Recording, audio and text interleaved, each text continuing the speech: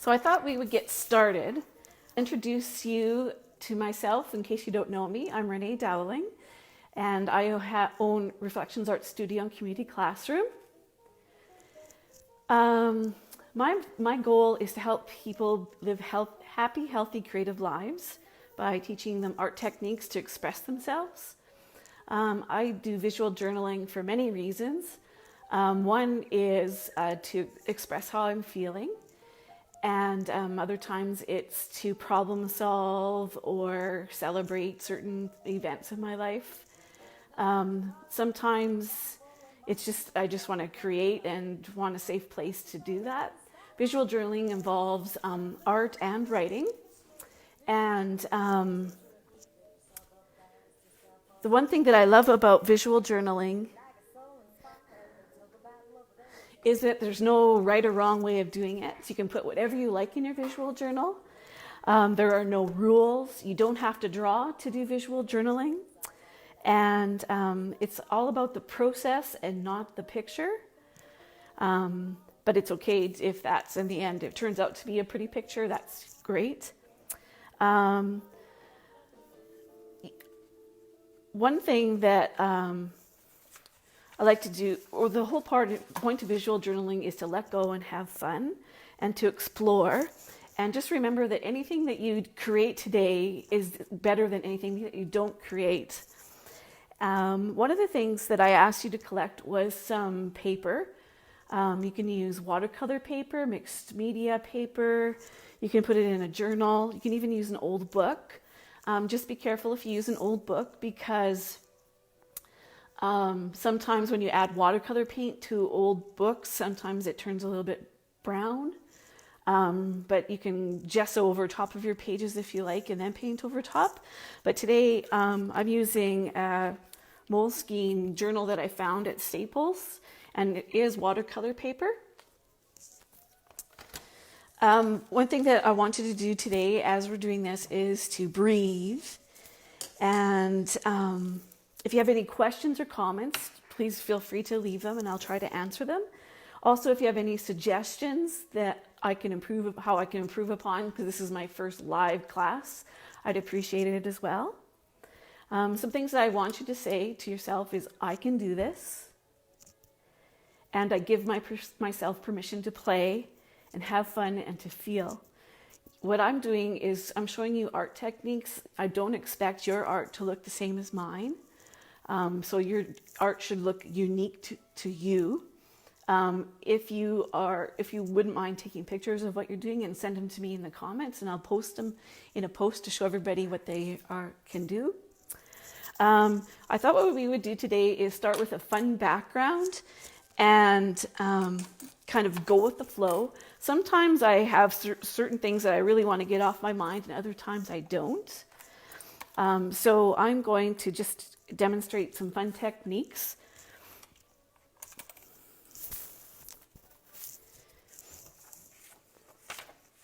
For those of you who like to plan, you might start with a prompt in your mind, such as I am, or I wish, or I'm not, I wonder. You might also be thinking about a story you want to tell, or an event or feelings, goals that you might have, dreams, thoughts, or appreciations, or a memory that you'd like to tell. You might also think about, what do you feel right now, and then show that using your colors and shapes that I show you today.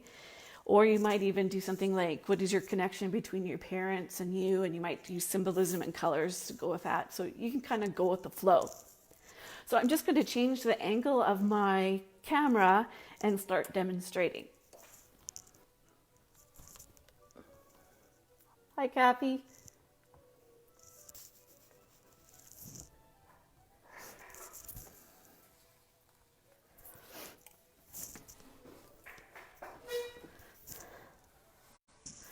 All right, so one thing, if you don't have watercolor paint and you have Crayola markers, what you can do is on a plastic lid, you can just color with your Crayola markers, and then you can use your spray bottle and just activate there we go, activate your Crayola marker ink, and now you have watercolor ink. So I'm going to just start with a technique called wet on dry, and I'm just going to spread it across my dry page. Watercolor will go wherever your page is wet.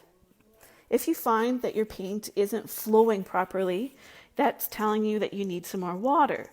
So I'm just going to dip my paintbrush into the water and just go with the flow. And then I'm going to clean off my brush and then just paint the rest of my page with paintbrush and water. And I'm going to work across 2 pages because I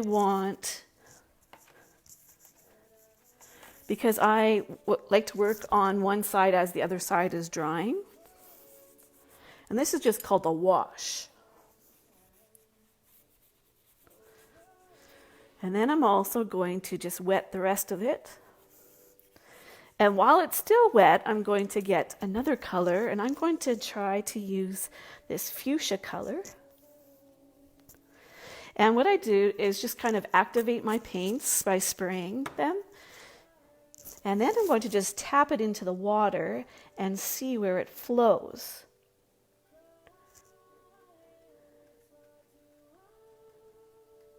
And I hope you're all doing this as I'm demonstrating. It will also record and you can watch it again later. I also like to repeat things in 3s because that is very pleasing to the eye.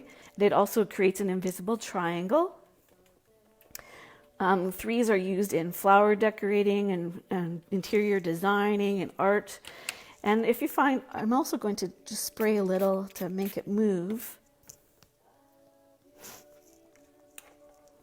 And I'm going to help it along too. And then whatever colors you choose, it might be like how you're feeling today. I'm feeling quite excited about trying this, so I'm trying to use some happy colors. Also, always think about how your paints are going to interact with other paint colors. I'm going to add some red now and put it right beside this fuchsia color. Just clean off my paintbrush. Just kind of spread it around. Now, if it's too wet, what you can do is take your rag or your paper towel and just tap it a little bit so that you don't have a big pool. And then you can also just tip your book or your page.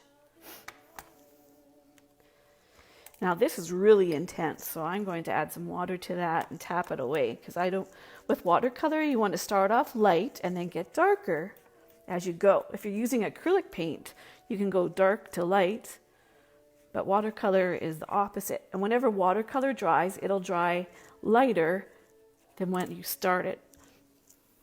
Wow, that's intense. So also another thing, if it's too bright, what you can do is dry your brush and then just lift off some of the paint. There, that's better.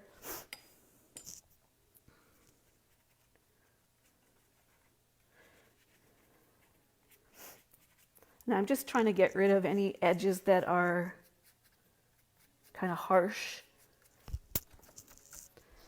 And then on this side, ooh, I really like how it's blooming right there, so I'm going to leave that.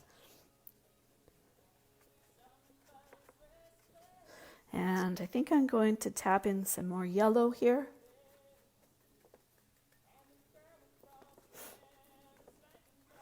Now you can see it starting to mix. I'm getting orange.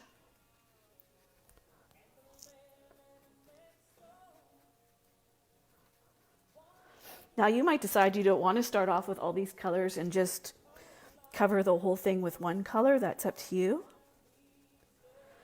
Okay, so I'm going to stop right there. And now the next stage is, because it's watercolor paint, you want to make sure the layers are dry. Same thing if you're using acrylic, you want to make sure the layers are dry. You have a little blow dryer like this, and it's important that you move it back and forth. And don't hold it in one spot too long because you don't want it to burn your page. If you're using acrylic, if you hold it too long, it will bubble, and you don't want that either.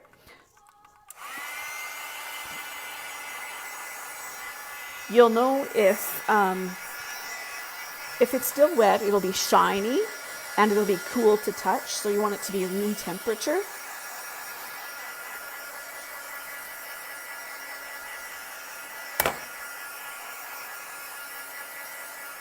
You might also, while it's still wet, you might just close up your page and fold it and then kind of integrate that way, one side into the next.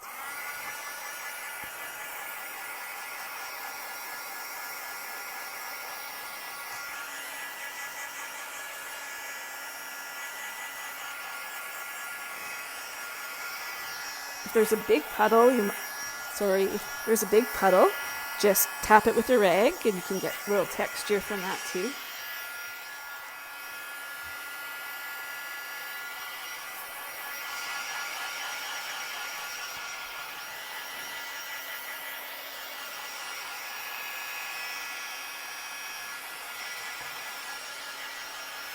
There, just kind of feel it. Oh, it's quite wet still.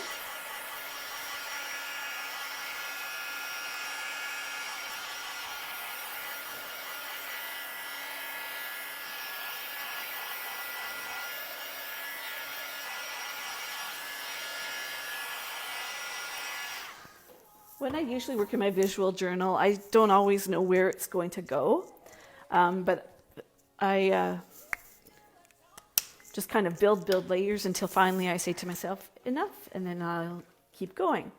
So another thing that I've asked you to do is go into your kitchen and collect a bunch of things. So I'm going to use a cork, and when I'm visual journaling, I like to have things that are contrast, so that means they work, they're different than other things on your page. So I'm going to use a cork. I'm going to use this container that used to have spare erasers for mechanical pencils. And I'm also going to use this round jar. And the contrast is that it's different sizes. So I'm going to start with the cork first. And there are several things that you can do. You can make a pool of color and then dip your cork into it. Or what I like to do is I like to paint the end of it. And I'm choosing yellow because I already have yellow on my page. But when I layer yellow on yellow, it will be darker than the original yellow. So I'll start here. And you can see you're starting to build some texture. And I like to put the markings on the side of the page first before going into the middle, because I don't really have a plan what's going in the middle, and I kind of want to leave it open. And you want to try to repeat it at least 3 different times. I decide I'm just going to go down both sides of my page.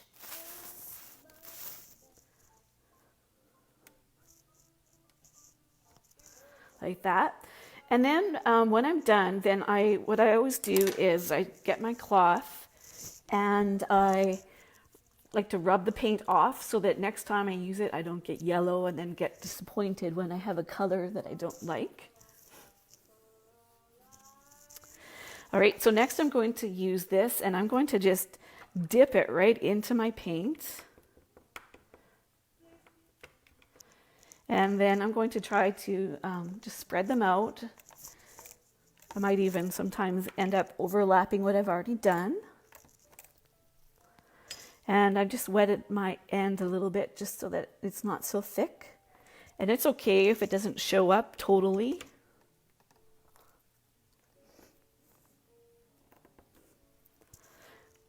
It's not a rush to be finished. All right, so again, I'm going to clean off the end. And put that away. And then next I'm going to use my glass jar, and I'm going to just stick with the yellow and just paint the rim. And then I'm going to start moving closer to the middle and just kind of put on the edges like that. Maybe I'll put one here.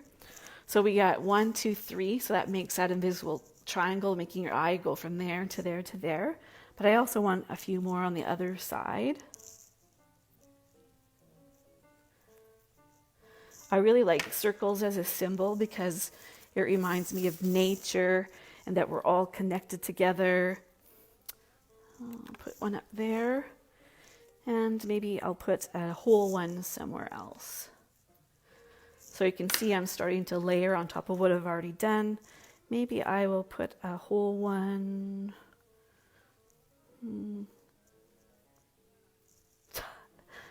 Just do it. I'll put it here.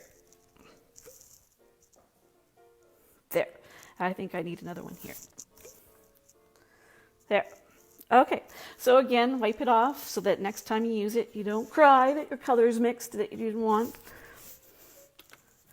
All right. So another thing is grab some other supplies. So here are some things that I have. This is called Punchinella, and this is sequin waste.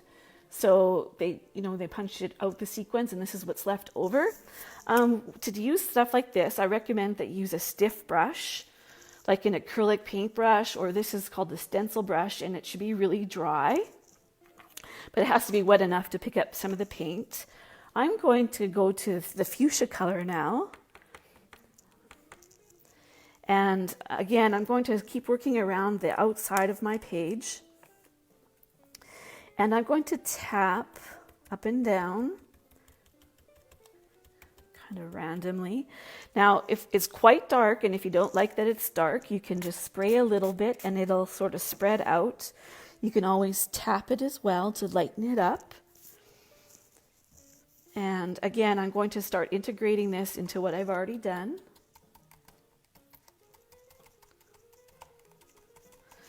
Now you can see here I'm starting to get orange. I'm going to just kind of go up my page here.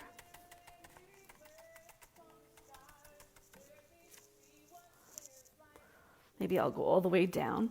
I like to clip the corners because when your page gets wet, it starts to buckle a little bit. And I've never used this paper before, so just kind of experimenting. There. And then I would like to also put it at the top of my page. I'm going to go over top of that yellow. You don't have to have a solid shape. Lots of times when people come out, they put like a big blob in the middle of their page, and then they have to try and figure out what are they going to do with that big blob. So I like to not go in the middle of the page. I really like how that is. Now, there's paint on the Punchinella, and you can turn it around and push it down, and it leaves really light marks. You can also activate it with your water bottle and push down, and then it gets rid of the extra paint, and it also adds some more dimension. So I'm still using circles. Ooh, I really like how that looks right there. And I'll put it up here. And then this side has lots of texture and color, and this side doesn't.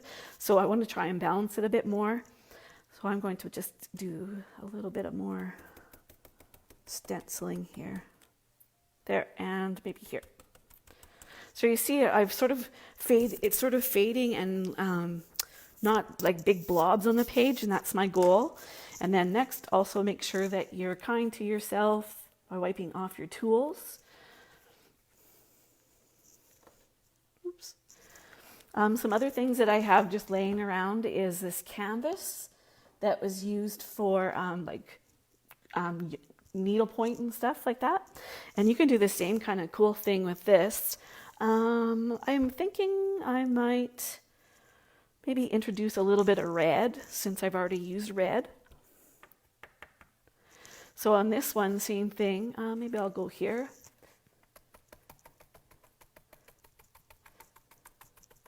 And then when you pull it away, you get squares. And I'll add some down here. And I really don't want that dark red anymore, so I'm just going to clean off my brush a little bit. And just kind of tap lightly. And then this is neat too. You can also spray and then flip it over and push it down. And then you get the positive. So this is the negative, what isn't there, and then this is the positive, what is there. And again, this side is pretty light, so I can add more to it. Ooh, I like that.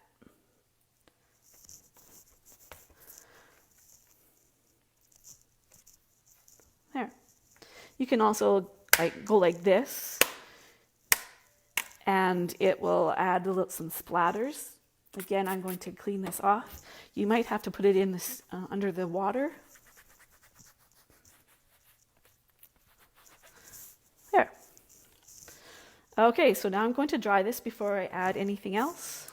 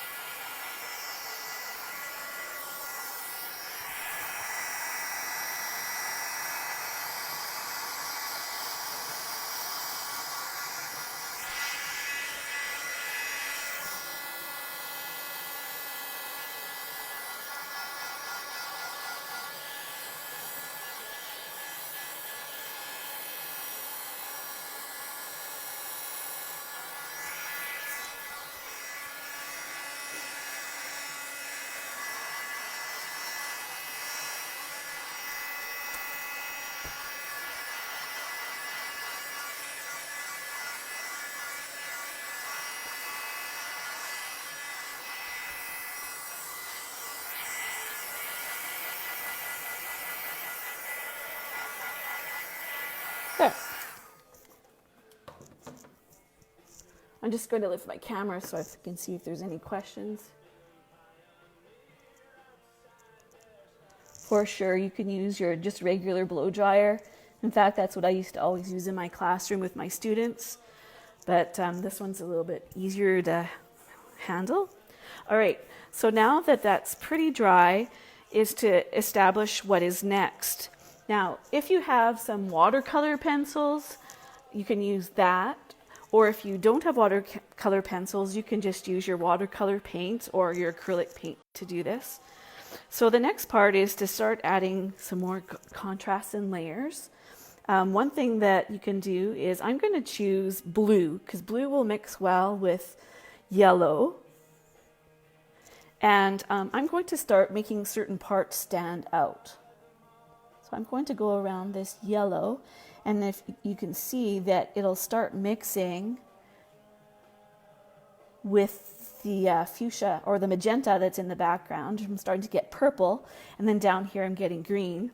And if you like, then just tap your brush, dry it off a little bit, and you can just kind of spread the layers to start integrating. If you want a circle to show, then just leave it. I'm going to do that here too. I'll show you in a minute what it would look like with watercolor pencils. Or I also have Derwent pencils. Those are nice, expensive, but they're nice and they last a long time, so I didn't feel bad about having to pay for them. So again, just kind of go and breathe as you're doing this. Ooh, love all the colors I'm getting there. I'll do one more. I'm going to do it down here.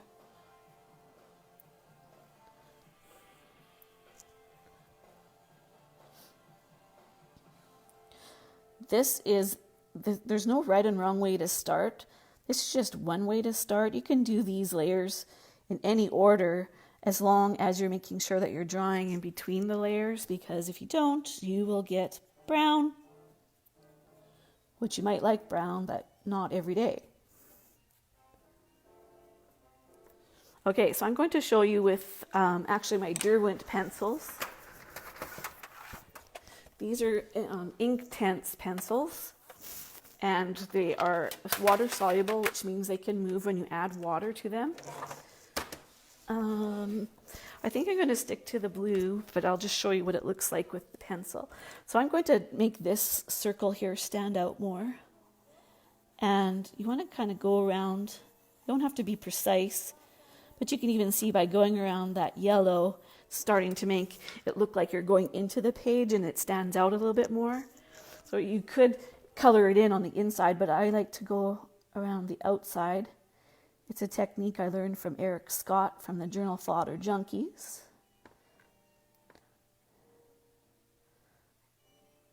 Which is really cool. I love how that's making that stand out. I'll do it to this one too. So again, we're starting to add more contrast, light and dark, light next to dark. Ooh, it reminds me of like a planet or something.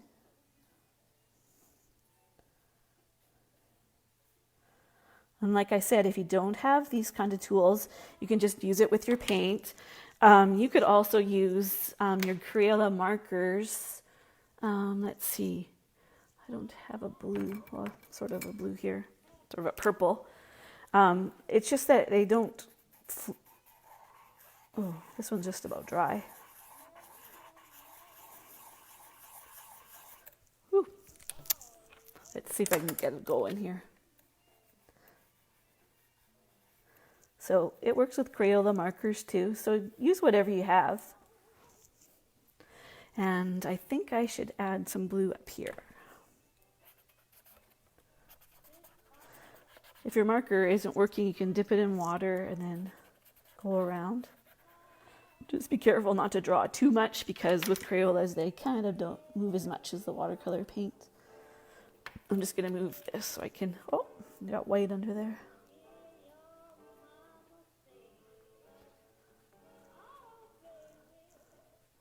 Okay, so we have some contrast. We have different size circles.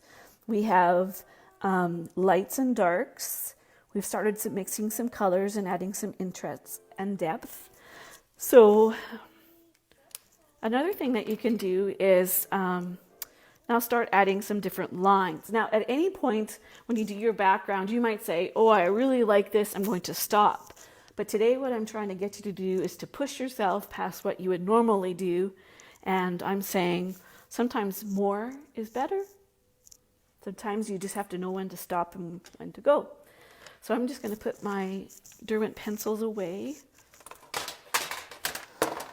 so I have lots of room. Now you could keep using those Derwent pencils and start doing some different lines. So right now I got lots on the outside, not too much in the middle, but that's okay. So what I could decide to do is add some interest. I could keep using paint, or I can start integrating some other things like with paper. So I really love old maps. And I want to try to, you could either try to find some colors that are going to, match or add some contrast. Ooh, I love that blue color. I just have old atlases and old maps. And instead of like just gluing a whole piece of map down, what you can do is you can use a paper cutter if you want, or you can just use scissors, or you could tear. But I thought it might be interesting to maybe add some horizontal and vertical lines and sort of add like a path. Do I want the green or do I want blue? I think I like the blue.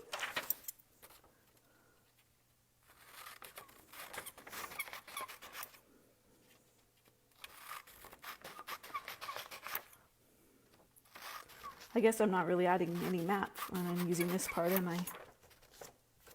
Maybe I'll use this side.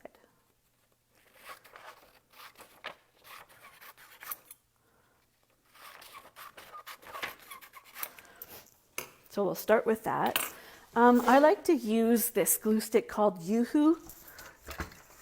I found them at the college bookstore and also at Staples.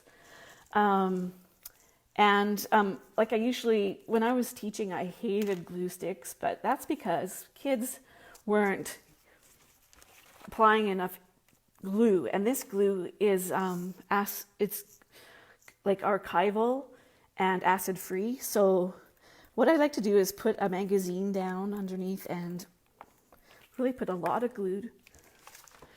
And then and I'm not thinking too much about this, but I want to make a path. I'm going to maybe tear it here and then go down. Again, if you don't want to do a certain stage, then don't do it, just watch. And there's that little white piece. I don't know if I want that on there. Maybe I will leave it. This is sort of just kind of going with the flow and not worrying too much about it. So this is about layer number 4. You don't have to use maps. You could use old book or pages from a book and put words on a path if you like. Or you could just, I'm going to just tuck that in there so that it opens and closes easily. I'm just going to tear that and then go this way. I like that there's numbers now starting to add some more interest. So if you had picked a prompt at the beginning, you could think about that as you're going.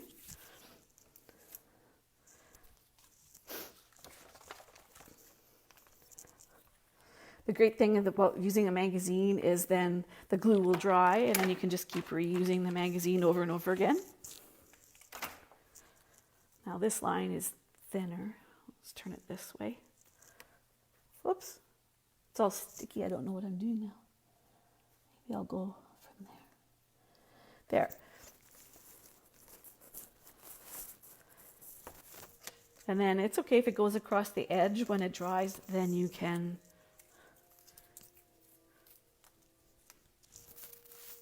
oh boy, did I ever use a lot of glue.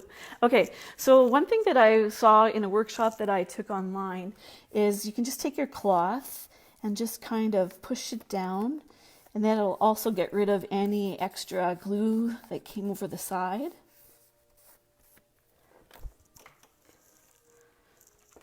Okay.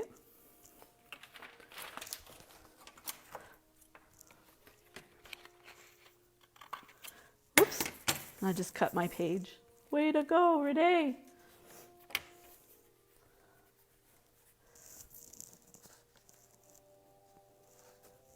Oh, I'll fix that later. Okay, so then also remember to put your glue stick lid on. You can use gel medium. I like to use matte gel medium.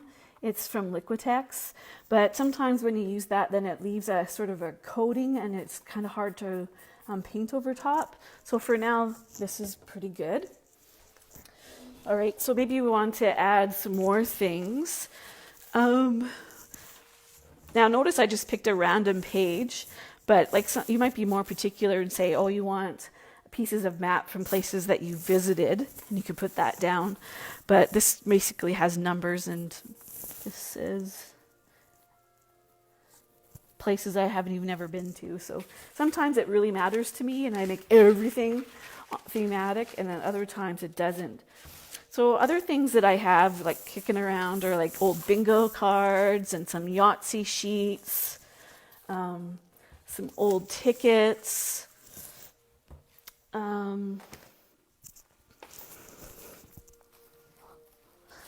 I also have a bin of like tissue paper and some novel pages.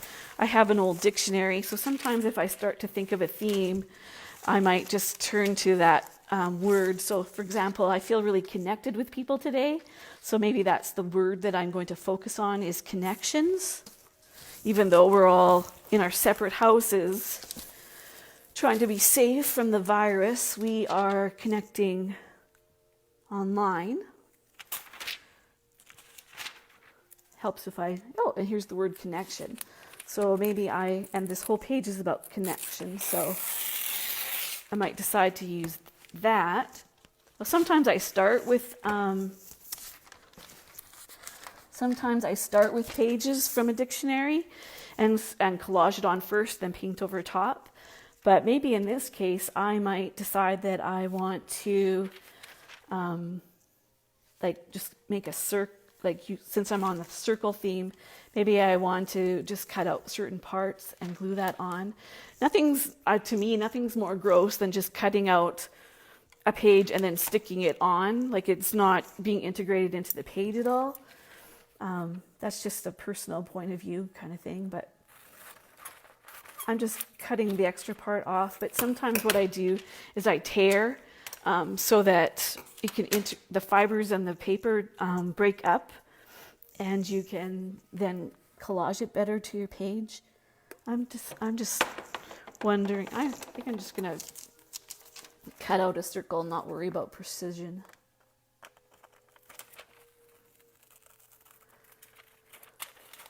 Oops. Don't laugh, Nathan. And since there's a straight edge there, then I might decide that I'm going to put it along the edge of the page, or the edge. Ooh, I kind of like it there. I'm going to put it there, because then it's sort of adding a focal point.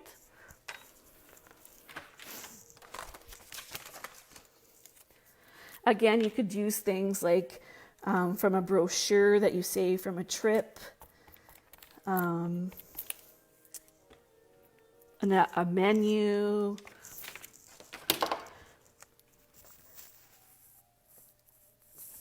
There. And just rub it in. So now I'll probably want to make that stand out somehow. So again, I might get my Inktense pencil crayons or just regular pencil crayons. I have these really great Prismacolor pencil crayons. And I don't know, I think I'm going to go with the blue theme still. This one here. Like I said before, if you only have paint, then just use paint. You can do all of these things with just paint.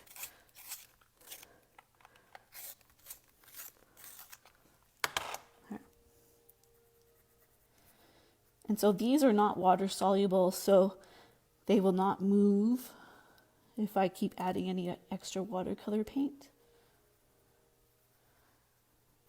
And I kind of like how this circle connects to that circle and it connects to that, so it's adding on the theme of connection.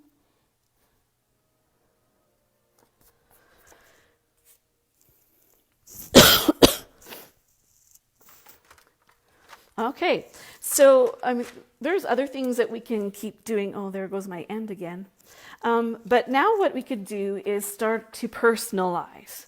So that means like you could add symbols of things that represent where you think your page is going here, or how you're feeling, or the story that you wanted to tell. You could add photos, photocopy photos or actual photos you could add on. This could be the part where you start adding your journaling. So you could get, depends on if you want your journaling to stand out or not, you could use like a black felt tip marker. I like to use Faber-Castell Pitt artist pens. But if you don't want your journaling to stand out, you might choose like a gel pen or something that would blend into the background, or a marker that would just blend in. You could add, like I said, certain things that are more personal. So like my family likes bingo at, special occasions. So maybe I could add my bingo card, or we like to play Yahtzee when we camp. So I could add stuff like that. Or you could do some drawing. So at this stage, you're sort of now putting the story together. One thing that I just also learned is, let's say, if you're kind of scared because you really love your background, what you could do is you could write on some tissue paper. And if you use like a ballpoint pen or something like that won't run when you add glue to it, that's an idea. So you could do some journaling on some tissue paper. I recently learned that you could also do that like on tracing paper. So maybe you could write like,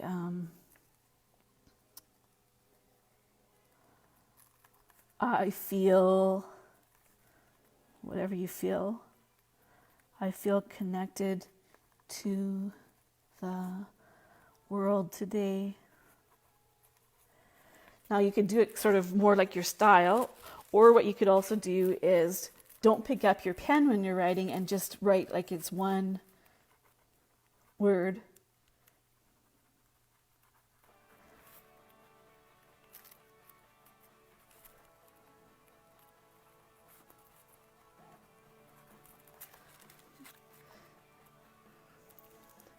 And then it sort of adds, it adds some journaling without people being able to read it. And let's say if it's really private, what you could do is turn it upside down and then glue it down, and the tissue paper will integrate into your colors that you already have, and the journaling will show up, but it'll just be part of the background instead of a focal point. So it's also good to just tear instead of cutting, because if you cut, you're going to get sharp edges, and they don't really integrate into your page very well when you do that. Boy, I have lots of glue on my fingers.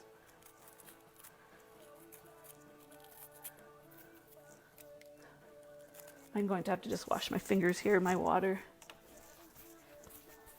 Oh, it's starting to snow outside again.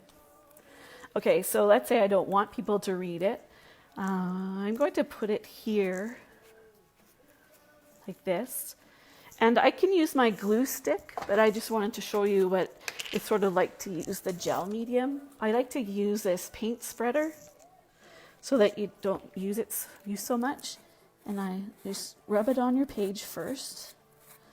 Then you put down your paper. And then rub it like this. And you can see the tissue paper disappears, but your writing appears. I used to always use a paintbrush to spread this, and then learned that you don't need to wreck your paintbrush.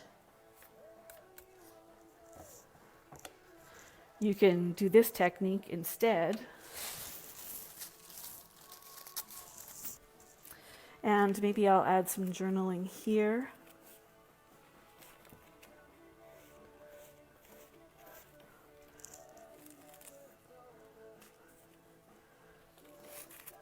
So you still get your colors showing through.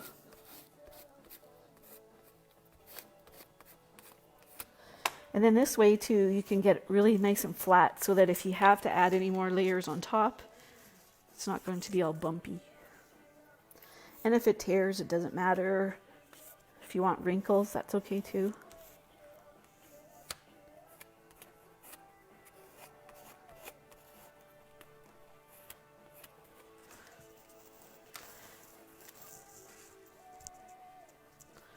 I'm struggling with my mic here.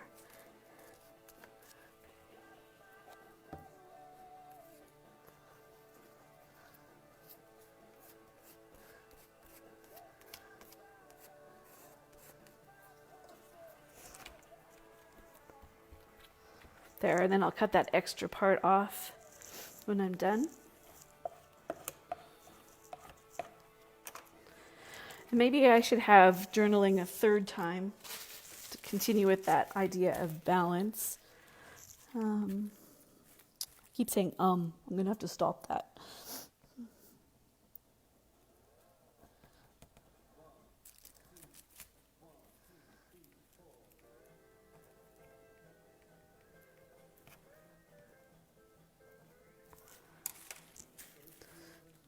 If you don't know what to write, you can also write, I don't know what to write. And then you just have some fake handwriting.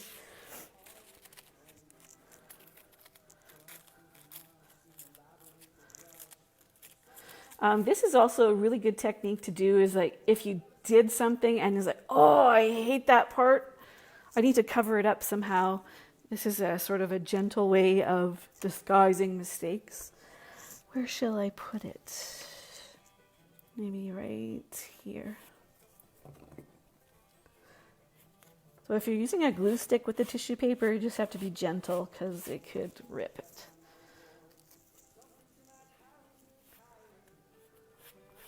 There.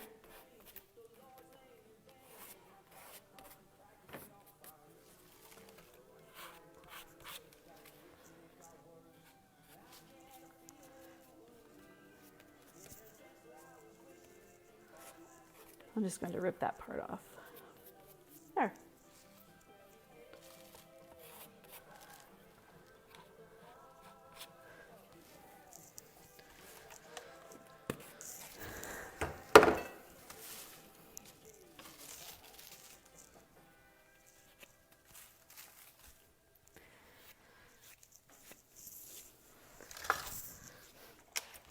All right, so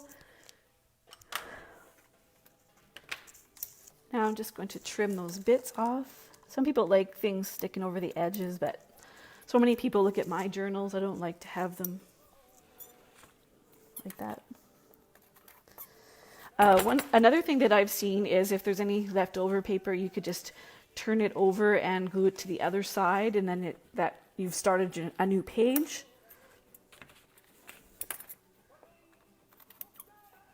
But since this is clear, there's no point. Just gonna get that piece. There.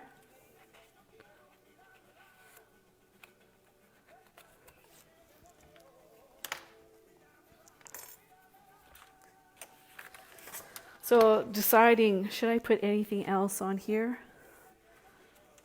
No, that's a lot of green. You might even just cut out individual, like your lucky number or something, and glue that on. I think you're going to pass on the bingo card.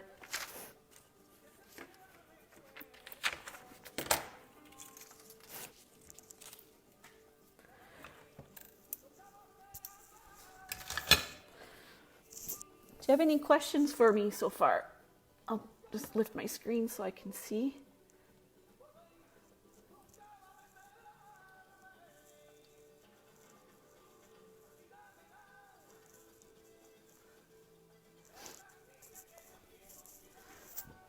So now just kind of, sometimes what I'd have to do is I have to kind of step back and take a look at my page and say, okay, what can I put on next?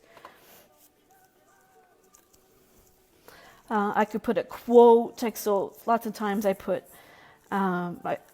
search and say, oh, what's some quotes that involve connection on the internet?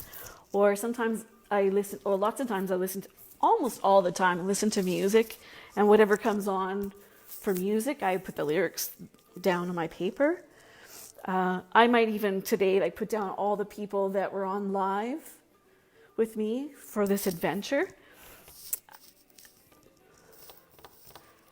Or I might put a big title, connection, or I might put something like a smart alecky comment to the coronavirus and saying, you can't defeat us. We're going to connect anyways.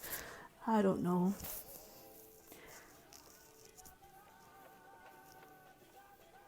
I might draw things. You can do things like tracing your hand. And you could put, if you have little people with you or other people with you at the house right now, you might all trace your hands on top of it to show that you're working together. I'm on a flower kick lately, but I don't know if I want flowers on here.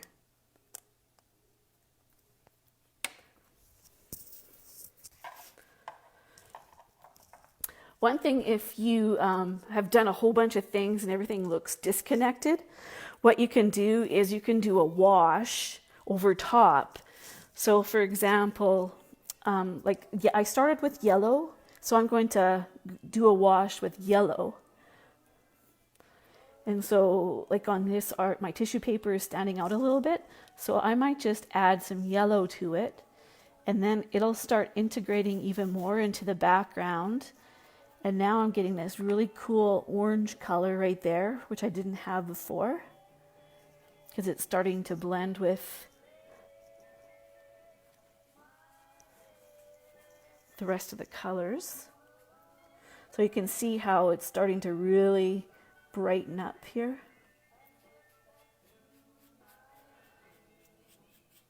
And you don't have to go over everything. You can just choose which areas you want to. If they're standing out too much, it's well, I don't want that.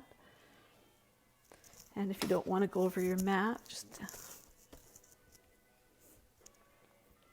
but you can see how it's starting to make everything kind of blend together instead of just being separate. And I want to go around this guy here.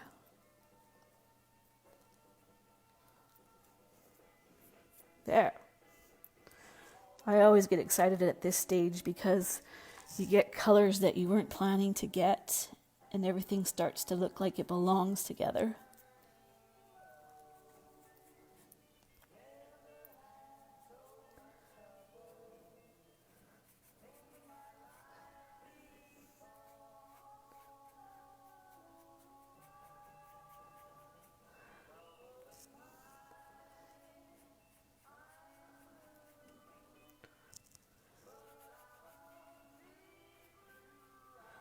See, that just made that yellow really pop.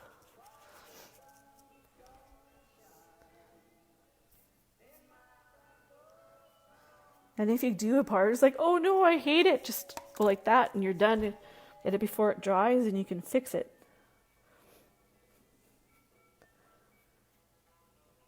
And yes, there is crying in visual journaling sometimes because you're so happy or so sad or whatever. But don't cry because you made a mistake, because we can always fix it.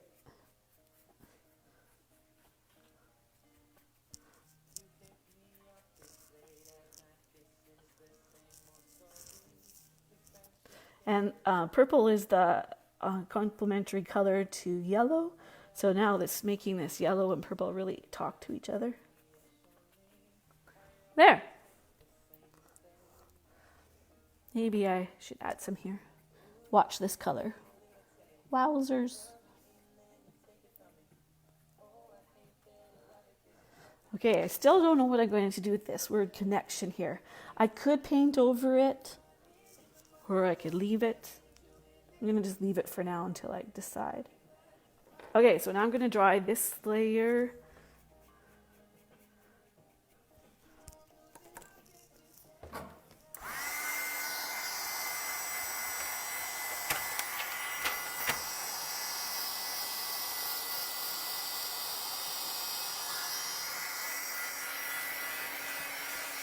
Yeah, if you have the Derwent pencil crayons, you won't regret having them.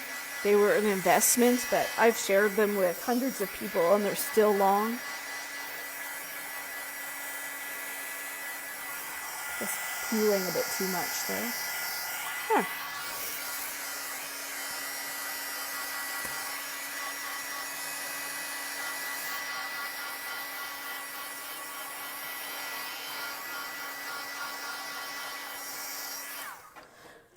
So my assignment for you is to make a whole bunch of different backgrounds, and you don't have to finish the page, but just try some of these different techniques. I'll show you a few other things that I like to make marks with. I've used things like combs. One of my favorites is Tic Tac box. You can paint around the outside and you get a nice rectangle. I'd save things like the M&M containers from the movie theater that you get with your popcorn, and they make nice circles too.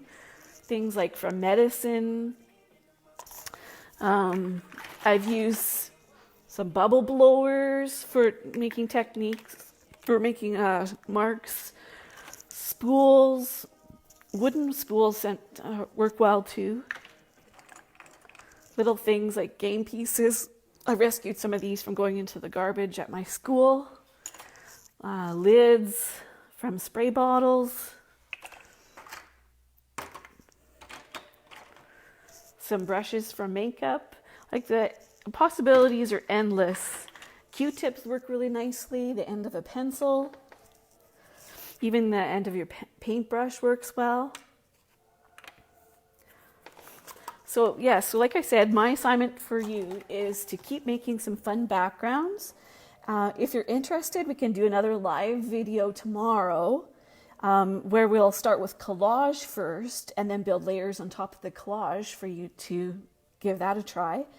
If you happen to have some photographs that you've copied, I can show you how to do a transfer so that you can put your picture on, still see your background through it though. So thank you so much for joining me. My pages usually take like hours and hours to finish. And so this is not finished by any means, but it's just kind of a nice place to stop before I go into it. It's like, oh, I didn't want to do that on there. And if you have any questions, just put it in the comments. If you have any suggestions for improvement, I'd appreciate it. I'm just trying to figure out how things work with my internet here that's a little bit slow. I'm trying to figure out how to live stream on Twitch, which is a company that my son works for. This video will be saved so you can come back to it and check it out. And I'll also be putting it on YouTube. Again, thanks a lot for coming. I appreciate it, and hope to see you again tomorrow at 1 o'clock.